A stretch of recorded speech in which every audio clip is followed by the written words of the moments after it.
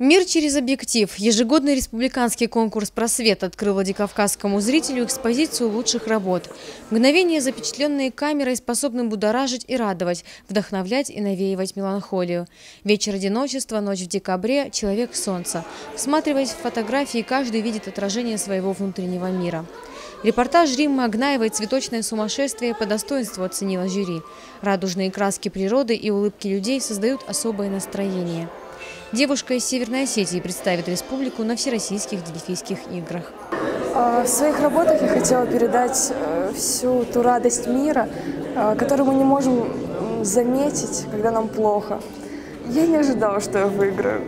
Это было просто неожиданно, и это был самый лучший подарок на Новый год. Конкурсное жюри рассмотрело более 40 заявок. Фотографии были представлены в 7 номинациях: портрет, репортаж, постановочное фото, пиксель, фото-арт, пейзаж и мой город.